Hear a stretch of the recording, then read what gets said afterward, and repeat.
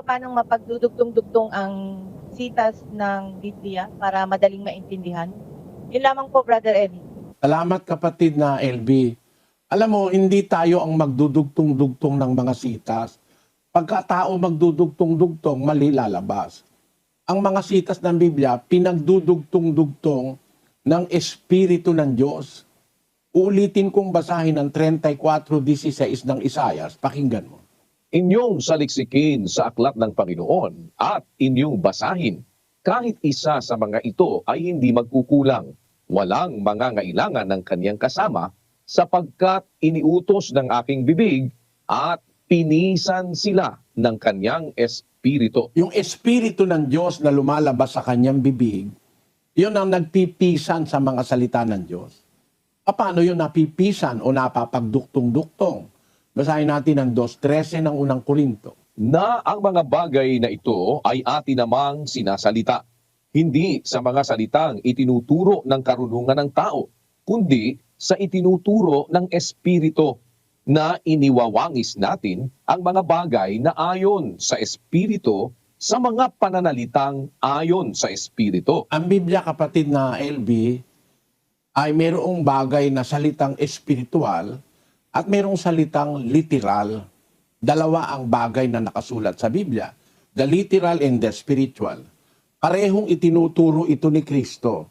Sa 3:12 ng Juan, ang sabi niya, Kung sinabi ko sa inyo ang mga bagay na nauukol sa lupa at hindi ninyo pinaniniwalaan, paanong paniniwalaan ninyo kung sabihin ko sa inyo ang mga bagay na nauukol sa langit? niya doon sa mga taong kausap niya, kung ang sinasabi ko sa inyo, bagay na ukol sa lupa, expectedly, kapatid, pagka bagay sa lupa, alam natin, di ba? Kung bagay na sa lupa ang sinasabi ko, ayaw nyo pang paniwalaan. Paano nyo ako paniniwalaan? Sabi niya, kung ang sasabihin ko sa inyo, bagay na naukol sa langit, hindi naman natin alam yung kabuuan ng mga bagay na nasa langit. Kung yung nasa lupa, ayaw kayong maniwala, lalo kayong hindi maniniwala pag ang sinabi ko sa inyo, yung mga bagay na ukol sa langit. Ibig lang sabihin ni Kristo, mayroong bagay na literal o sa Kastila ang tawag terrenal Literal, material, bagay sa lupa. Meron namang celestial, sabi sa Kastila, ang ibig sabihin, bagay na ukol sa langit. Bagay na ukol sa espiritu.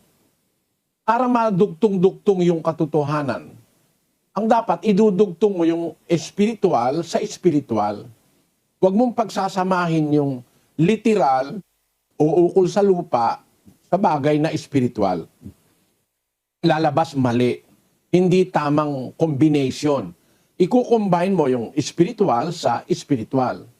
Yung literal sa literal.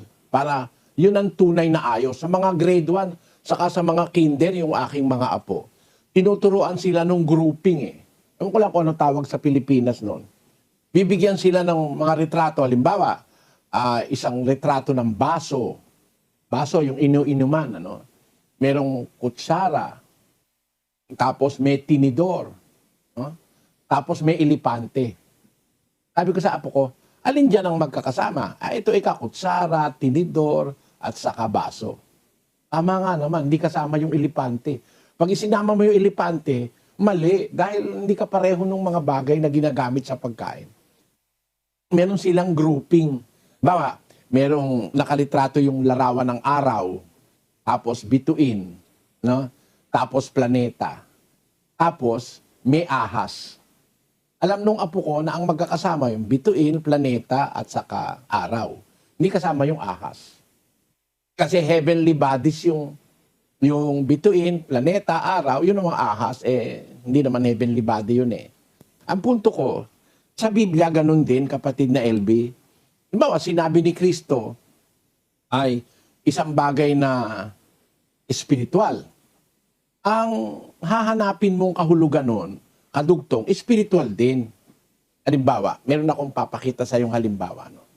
Ang sabi ng Panginoong Hesus sa Mateo, pagka yung kamay mo raw, makakapagpatisod sa'yo, putulin mo. At itapon mo. Basahin natin ang 5:30. At kung ang kanan mong kamay ay nakapagpapatisod sa iyo, ay putulin mo at iyong itapon. Sapagkat may mapapakinabang ka pa na mawala ang isa sa mga sangkap ng iyong katawan at huwag ang buong katawan mo ay mapasa impyerno. Sabi ng Panginoong Hesus, kung yung iyong kanang kamay makakapagpatisod sa'yo o magiging dahilan para makagawa ka ng kasalanan, putulin mo ika at itapon mo. Alam mo kapatid, pagka ito niliteral mo, pagka ito ininterpret mo materially, mahirap gawin ito Bawa yung kamay mo, hindi mo mapigil sa pagnanakaw, nagnanakaw ka. Maraming ganun tawag kleptomaniac Nagnanakaw sa mga supermarket, pag nahuli, kulong. Pagka ganun ang wika ang kamay mo, putulin mo, tapon mo. Mahirap gawin ito kung ito literal. Sino naman tao puputulin mo yung sarili mong kamay? Sakit nun. At saka itatapon mo. Mahirap gawin yun ng tao. Pero merong kahulugan niya na espiritual. Ang sabi sa Biblia, may mapapakinabang kapang mawala ang isang sangkap ng katawan mo. Kaysa ang buong katawan mo mapunta na lang sa impyerno. Basahin natin ang 29.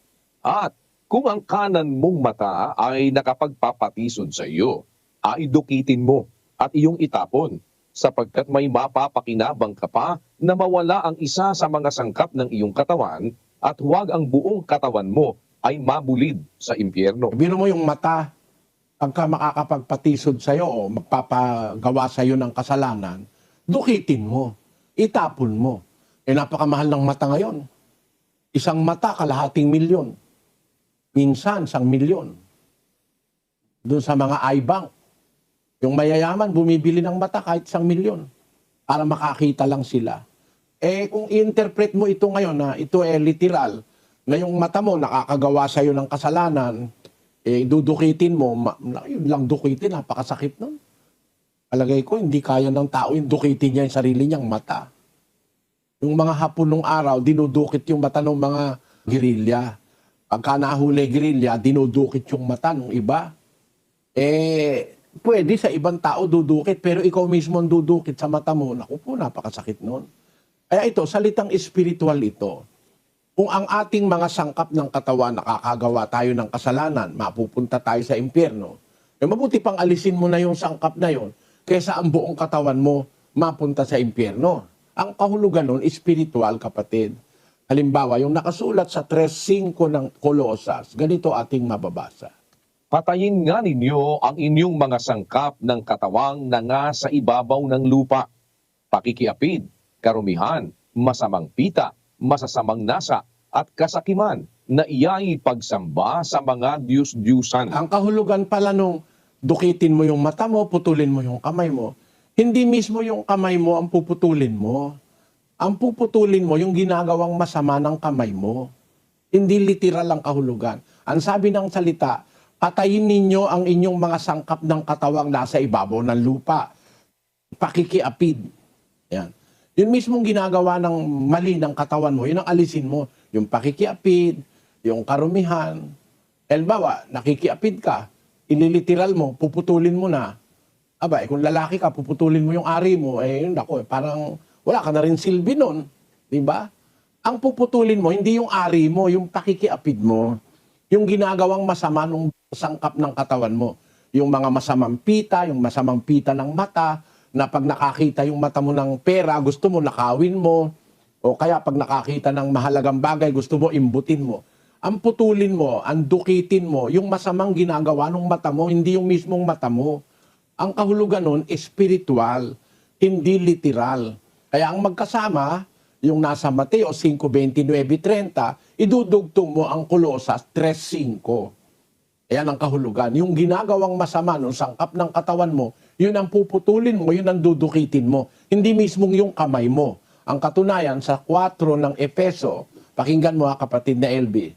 Ang nagnanakaw ay huwag nang magnakaw pa, bagkus magpagal, na igawa ang kanyang mga kamay ng mabubuting bagay, upang siya'y may maibigay sa nangangailangan. Ayun ang kahulugan. Yun ang kang nagnanakaw, huwag ka nang magnakaw pa. Ang putulin mo yung pagnanakaw, hindi mismo yung kamay mo.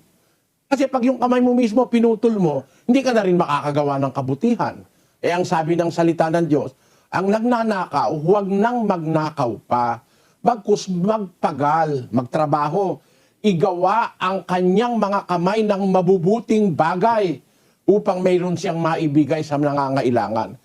Kaya, ang puputulin, hindi yung mismong kamay. Ang puputulin mo, yung pagnanakaw ng kamay mo. At pagkatapos mong tanggihan ang pagnanakaw, yung kamay mo mismo na yon na dating nagnanakaw, igagawa mo na ng mabuti. Magtatrabaho ka na, magpapagal ka para pag kami nangangailangan, may maibigay ka. Hindi ka magnanakaw, magbibigay ka pa. Naunawaan mo, kapatid na LB. Opo, salamat po. Salamat din. Samahan ka nawa ng Panginoon, kapatid.